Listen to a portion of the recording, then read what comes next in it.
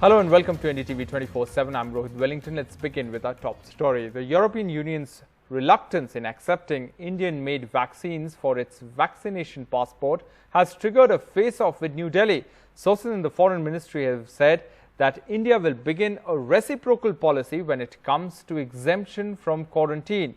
This would mean that unless the European Union accepts Covishield and Covaxin certificates, their certificates will not be accepted in the country and people from EU will face mandatory quarantine upon arrival in India.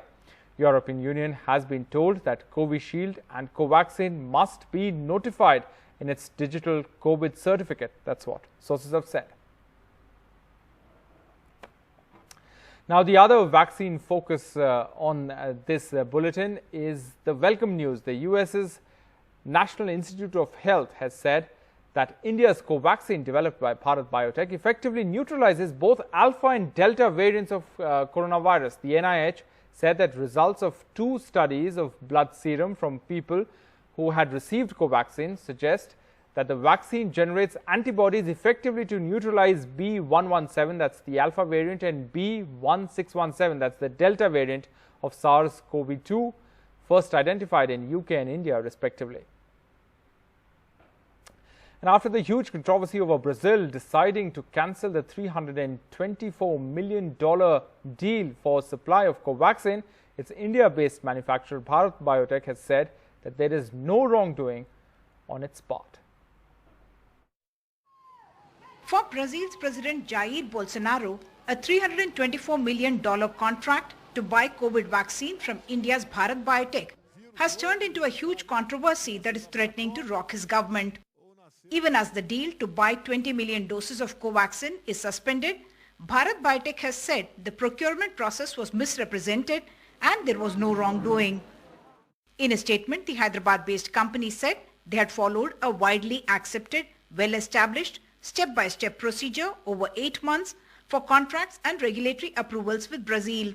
Objections about the contract signed in February include allegation that Covaxin was bought at $15 per dose, whereas Pfizer had offered its vaccine at a lower price. Bharat Biotech says for all governments outside India, the price was established at $15 to $20 a dose. On the deal being signed before emergency use authorization, Bharat Biotech says orders were placed before regulatory approval even in the US, European Union and even in India. The contract between Bharat Biotech and Ministry of Health Brazil was signed through Bharat Biotech's local partner company, Precisa Medicamentos. The charge was that the invoice asking for an advance of $45 million was raised by a third party, Singapore-based Madison Biotech. Bharat Biotech has clarified that Madison Biotech is among the 13 other affiliate companies founded or acquired by Dr. Krishna Ella and handles external sales and marketing of vaccines. Bharat Biotech has clarified that they got no advance payment from Brazil, even though it is established procedure to get an advance payment even before the supply of the vaccine.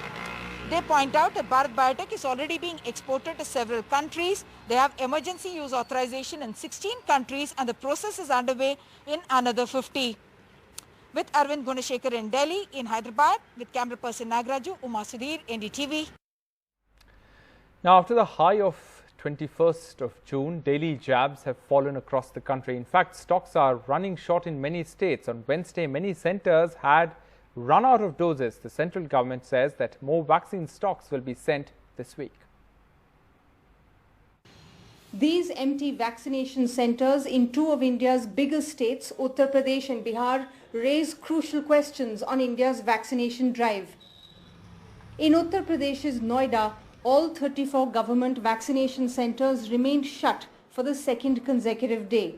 कई जगह मैं घूम के आ गया, कहीं मेरे को vaccine नहीं मिल पा रही है। तो मैसेज में तो इसमें था कि वैक्सीन लगेगी, लेकिन न लगने का कोई मैसेज नहीं है और मैं 3 हॉस्पिटल घूम के आ गया। Noida's vaccinations dipped to 6,000 on Tuesday, while it usually conducts 20,000 daily. Vaccination numbers across Uttar Pradesh have seen a similar dip too.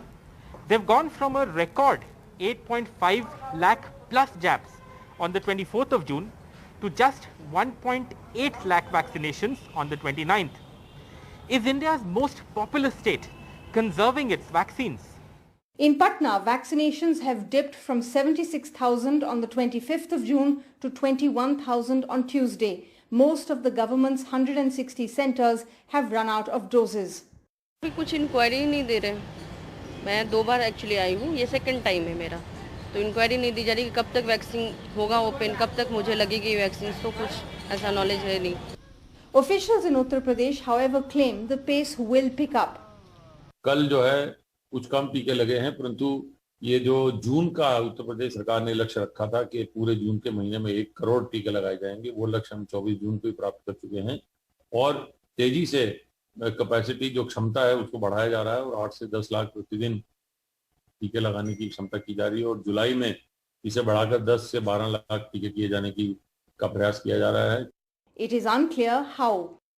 Government filings in the Supreme Court show vaccination supply dropping in July from an average of 40 lakh doses a day in June to about 38 lakhs in July. States like Delhi, Himachal Pradesh, Telangana and Chhattisgarh are likely to run short of over 1 lakh doses daily in July. The state with a 7 crore population has run dry thrice in 2 weeks. It has administered 1.56 crore doses and only 25 lakh, that is 3%, have got both doses. The short supply has hit Chennai hard. Actually, ideally, we will like to vaccinate 1 lakh people a day. Highest though now with the available doses, about 3 days back, we did 39,000 plus on a day. On an average, we are doing 30,000 plus, provided we keep on getting, the state keeps on getting vaccine. So sometimes there are 1 or 2, like day before yesterday, we hardly had any input of vaccines. The government's ambitious plans of vaccinating India's entire adult population by the end of this year will end up just being empty promises like these vaccination centers if the government is unable to back its plans with enough supply of doses. Bureau report for NDTV. Now, families of COVID victims must get financial compensation. That's what the Supreme Court has said on Wednesday, giving the NDMA or the National Disaster Management Authority 6 weeks to decide on the amount and the frame the required guidelines. Arunachal Vedyanathan reports. At the peak of the second wave, thousands died every day, leaving families not just emotionally in tatters, but many facing financial ruin. So far, the centre has objected to paying compensation, but today the top court directed the centre to pay compensation to the victims' families. Almost 4 lakh people have died according to official data, and the number continues to rise. Rejecting centre's stand that compensation can be paid only to natural calamities, judges ordered the National Disaster Management Authority is to frame guidelines within 6 weeks. A reasonable amount is to be paid, and the NDMA will decide the quantum of money. The NDMA should have framed guidelines on compensation, but it failed. The COVID pandemic has to be viewed differently from other disasters. The judges also ordered that the death certificate of COVID victims must have the cause of death, and to also provide the system for correcting cause of death if family is not satisfied. The verdict came on 2 pleas by families who wanted compensation of 4 lakh rupees each. किसी भी मंत्री के लिए supreme court के निर्णय को बिना पढ़े, उसके इम्प्लीकेशन को बिना समझे टिप्पणी नहीं करनी चाहिए। और बहुत विनम्रता से कहूंगा, देश के कानून मंत्री के रूप में कई बार आप जो ब्रेकिंग बातें चलाते हैं वो निर्णय में नहीं होता है, इसलिए निर्णय का अध्ययन करने के बाद ही बोलना चाहिए।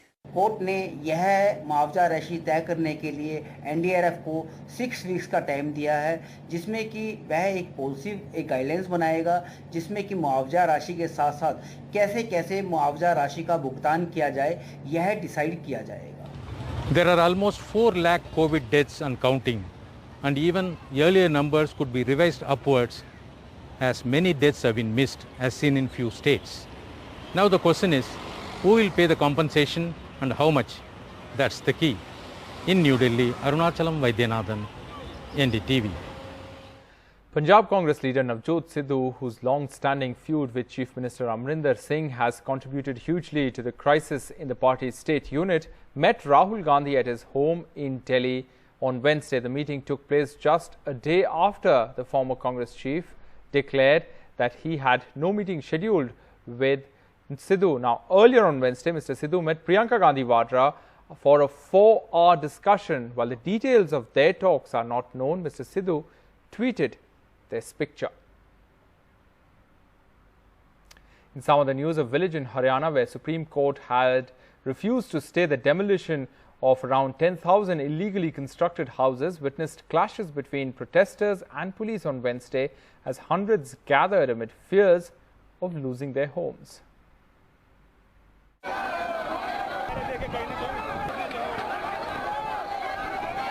Chaos and lathi charge at this Mahapanchayat in Haryana's Khori village, right across the Delhi border over a Supreme Court order to demolish 10,000 illegally constructed homes on protected green area for the Aravali range. For nearly 1 lakh people living here, like 60-year-old Shanti Devi, a domestic help, and 36-year-old Shabnam, who also works as a domestic help, life has come to a standstill amid the pandemic, with fear of losing their homes. समस्या यही है, हम गरीब हैं, घर में रह रहे हैं, घर से रोड पे लिया है, न पानी दे रहा है, न लाइट दे रहा है, कहाँ जाएंगे? हमारे बच्चे मर रहे हैं, हम अंधेरा में गिर गए, 4 बच्चे हमारे ऐसे भी. After the violence, a prominent farmer union leader led this protest at the local police station. 1 lakh लोग एक दिन में नहीं बस गए हैं, 1 लाख लोग 6 महीने में नहीं बस गए हैं. ये 50 साल से 40 साल से यहाँ बस रहे हैं और जो पहले अधिकारी थे वो रिश्वत लेते रहे, इनको जगह देते रहे. उनके खिलाफ कार्रवाई क्यों नहीं? आखिर किसने बसाए? The fate of over 1 lakh residents of Khori village now hangs in the balance, with the next hearing slated to be on 27th of July in the Supreme Court. These residents claim that the orders of demolition not only demolishes their houses and the places where they have lived for decades, but also their lives. The camera person Mohammad Mursaleen, I'm Akshay Dongre for NDTV. Now to an NDTV exclusive. The technology used in Sunday's drone strikes on an Air Force base at Jammu Airport indicates state support and involvement of Pakistan-based Jaish-e-Mohammed and Lashkar-e-Toiba. That's what Lieutenant General D.B. Pandey, Corps Commander of the 15th Corps in Srinagar, told NDTV.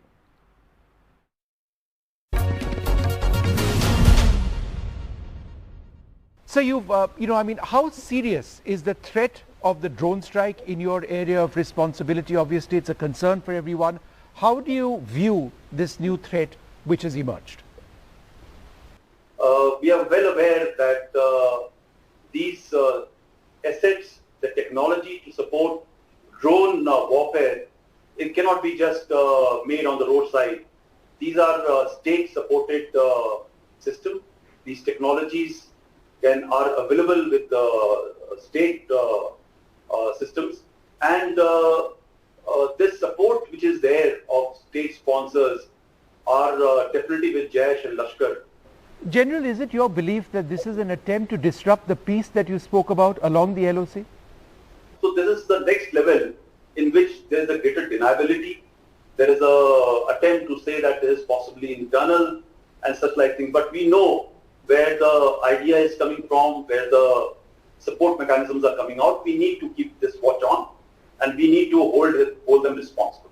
Now, General, let's just talk about your area of responsibility. Now, I think it was the Army Chief and the Army Commander who said that the onus of holding the ceasefire is on Pakistan.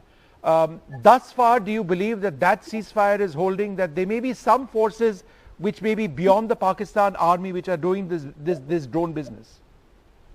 This will fit only till the time a major strike does not take place. We must continue to hold them responsible for the support of terrorist infrastructure. Now, monsoon has stalled. There's no movement since the 19th of June. There's no rain expected in Delhi, Rajasthan and Haryana for the next week. And there was severe heat wave in Delhi on Wednesday with temperature 7 degrees above normal.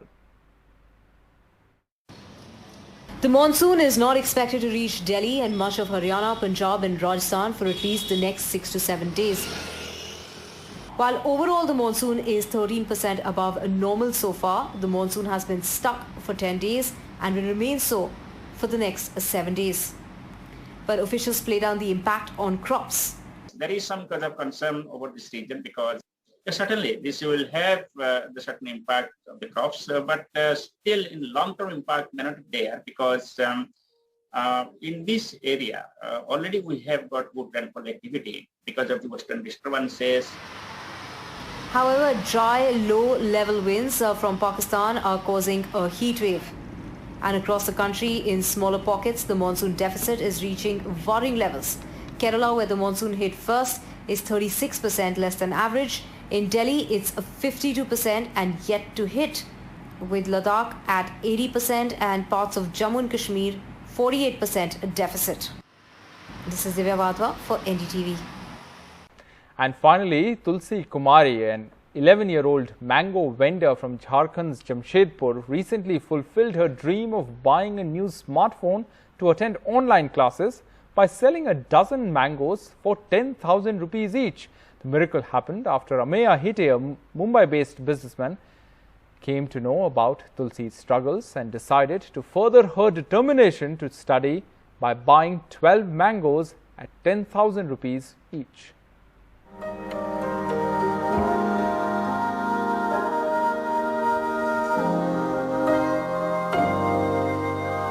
Mobile चाहिए था, मेरे भी mobile भी नहीं था पढ़ने के लिए, उसीलिए आम बेच रहे थे। सर लोग खरीदे 10,000 एक आम का। कितना आम? 12 आम, 1,20,000 रुपया फोन भी ले दिए हैं। Well, that's a wrap on this bulletin from the entire team. Thanks for watching. Goodbye.